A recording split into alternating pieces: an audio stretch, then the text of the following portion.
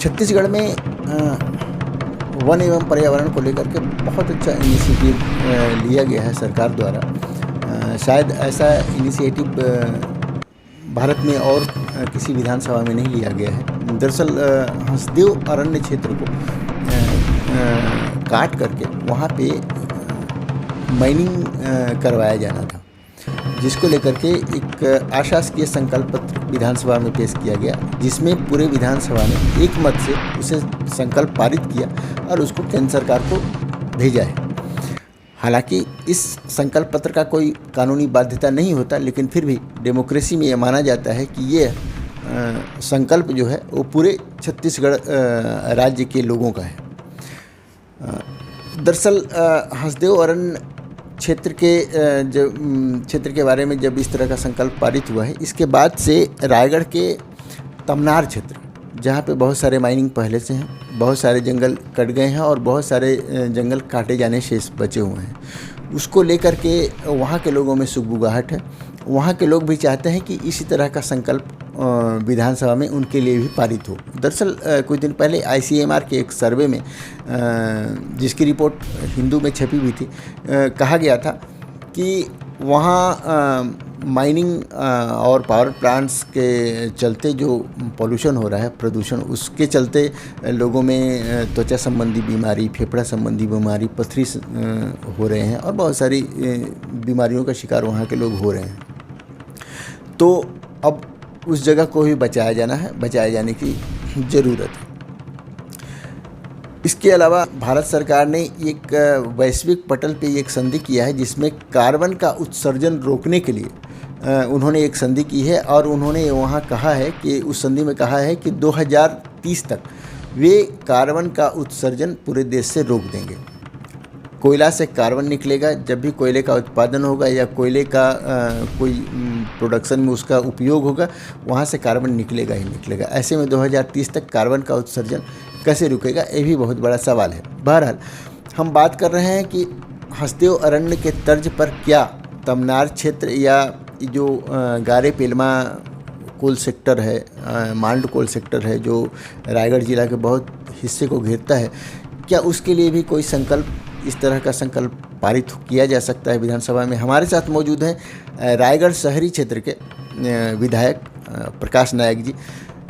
हालांकि उनके क्षेत्र में ये चीज़ें नहीं आती हैं, लेकिन फिर भी एक जिम्मेदार जनप्रतिनिधि होने के नाते वो क्या सोचते हैं, इस पर क्या उनके विचार हैं, हम जानना चाहते हैं। नमस्कार सर। ये सबसे पहले जो इस तरह का संकल्प पारित हुआ, बहुत अच्छा इनिशिएटिव कहा जा रहा है, क्या इस तरह का इनिशिएटिव तमनार के लिए भी लिया जा सकता है? देखिए, रायगढ़ जिले के तमनार क्षेत्र में, गारे पेलमा क्षेत्र में और जो मांड का इलाका है वहाँ पर बहुत सारे कोल ब्लॉक्स मौजूद हैं, ज़मीन के नीचे कोयला मौजूद है। और अभी हंसदेव अरण्य के संबंध में अशासकीय संकल्प आया है और छत्तीसगढ़ सरकार ने केंद्र सरकार को भेजा है कि यहाँ पर घने जंगल हैं, इसको बचाया जाना उचित होगा। और यहाँ भी रायगढ़ जिले की अगर बात करूँ मैं, तो तमनार, घरघोड़ा, धरमजयगढ़, ये पूर्ण तरह से वनों से आच्छादित एरिया है। यहाँ भी कोल ब्लॉक्स हैं और मुझे लगता है कि यहाँ के लोग भी विरोध कर रहे हैं। यहाँ पर भी जो जंगलों को बचाने के लिए, वनों को बचाने के लिए प्रयास किया जाना चाहिए। क्योंकि क्षेत्र मेरा नहीं है, विधानसभा लेलूँगा है, लेकिन हम सभी विधायक, क्योंकि रायगढ़ जिले में 5 विधायक हैं, 5 विधायक कांग्रेस के विधायक हैं, हम सभी विधायक आपस में चर्चा कर इस संबंध में माननीय मुख्यमंत्री से चर्चा करेंगे और आने वाले समय में हम प्रयास करेंगे कि हम भी शासकीय संकल्प लाएँ और केंद्र सरकार को भेजें कि यहाँ के जो जंगल हैं, यहाँ के जो वन हैं, यहाँ के जो वन में रहने वाले हमारे ग्रामीण हैं, उनका जो रहवासी क्षेत्र है उससे बचाया जाए। और उसके लिए हम निवेदन करेंगे शासकीय संकल्प के माध्यम से केंद्र सरकार को। 9 अगस्त को 54 गांव के लोग वहाँ इकट्ठे हुए और वो लोग कोई ज्ञापन वगैरह देने की तैयारी कर रहे हैं राज्यपाल और राष्ट्रपति को। उसमें अगर पार्टी बेस पे या उस तरह बेस पे क्या कुछ अपना भी कोई कदम होगा? देखिए, जो हसदे रन का अशासकीय संकल्प आया था उसको योगी कांग्रेस के धर्मजीत सिंह ने लाया था। जो भी राज्य हित का मामला होगा उसके लिए पार्टी कोई मुद्दा नहीं है, उसके लिए कोई पार्टी बाध्यता नहीं है। जो जनहित का मामला है उसको कोई भी विधायक लाए, चाहे वो कांग्रेस पार्टी का हो या बसपा का हो या योगी कांग्रेस का हो, उससे हमारे माननीय मुख्यमंत्री जी उस पर विशेष ध्यान देते हैं। और रही बात तमनार कुल ब्लॉक की, जहाँ पर वन को काट कर कुल ब्लॉक लाया जाएगा, तो अगर वहाँ के रहवासी वहाँ का विरोध कर रहे हैं उस चीज़ का, जरूर कांग्रेस पार्टी इस पर विचार करेगी। तमनार के कोयला खदानों के खिलाफ भी वहाँ के ग्रामीण एकजुट हो रहे हैं।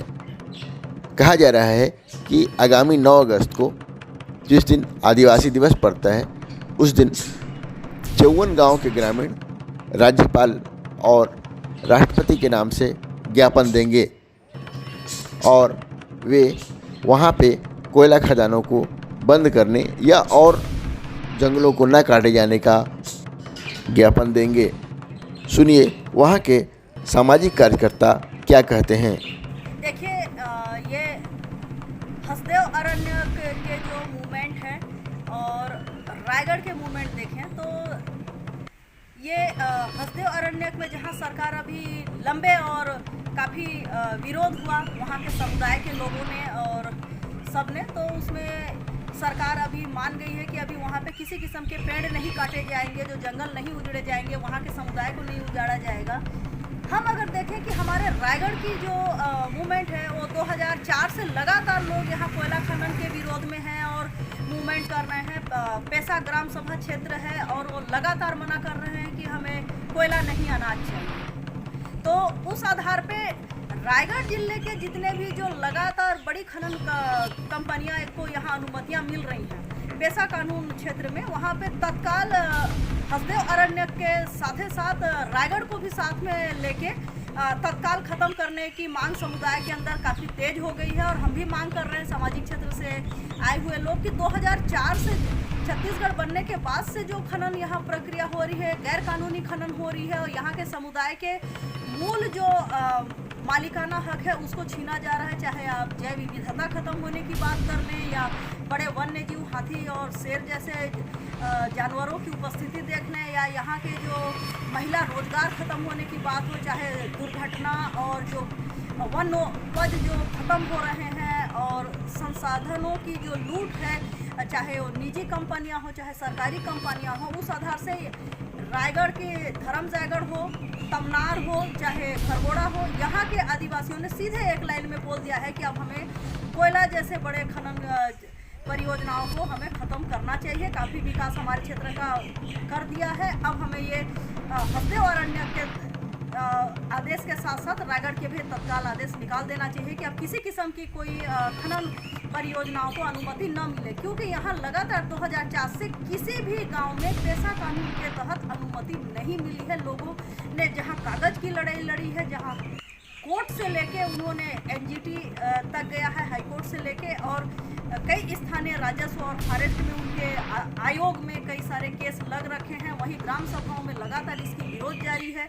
बड़ी संख्या में आदिवासी महिलाओं के द्वारा इन ग्राम सभाओं में अपनी उपस्थिति दर्ज कर रहे हैं। वहीं पर अगर हम देखें कि 5 जनवरी 2008 के जब गारे 4/6 कोयला प्लांट में जो जन सुनवाई हुई थी उसमें इतना बड़ा विरोध, निश्चित है रायगढ़ जिला भी आदिवासी अनुसूचित क्षेत्र के अंतर्गत आता है, जहां संविधान के 5वीं अनुसूची प्रभावशील है और यहाँ कोयला खदान रायगढ़ जिले में SECL का निजी खदान, NTPC का खदान, इस सब को मिला करके ना 2 दर्जन से अधिक खदान हैं और कई खदान सर्वे में आए हैं। तो इस तरह से रायगढ़ जिले में 2 दर्जन खदान कुछ दिनों में होने वाले हैं।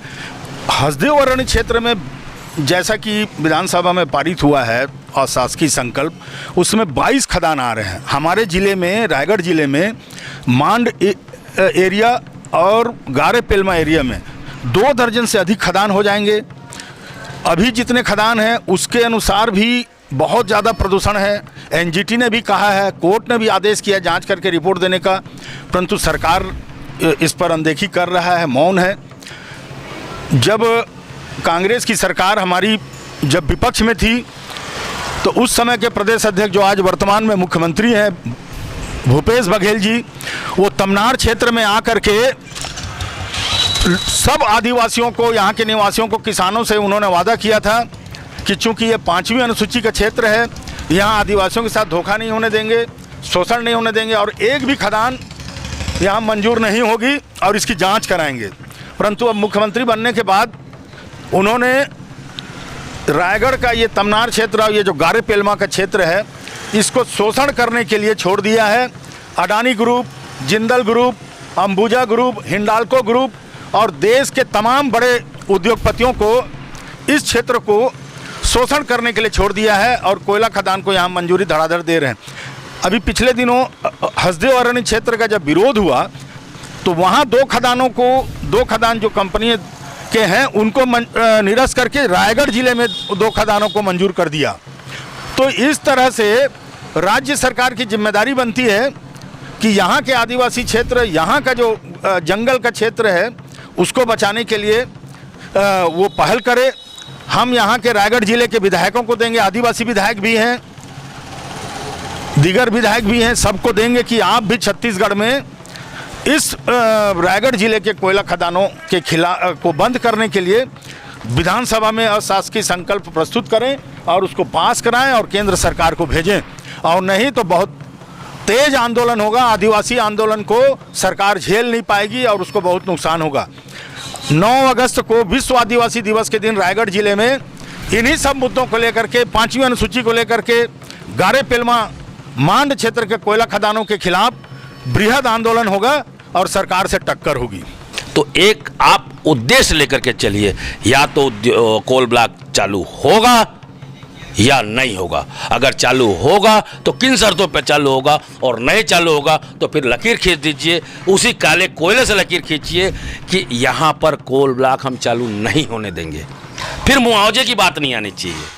तो यदि कोई ऐसी बात आती है तो निश्चित रूप से मेरे जैसे बहुत सारे आंदोलनकारी हैं, हालांकि स्वर्गीय बाबा राम कुमार जी की मेरे को याद आ रही है, जिनके नेतृत्व में रायगढ़ बचाओ जिला संघर्ष मोर्चा गठन हुआ था, जिसमें बहुत सारे बार एसोसिएशन के सदस्य थे, जयंत बोईदार जी थे और तमाम लोग उसमें NGOs के लोग थे, और शशिकांत शर्मा, स्वर्गीय शशिकांत शर्मा जी थे।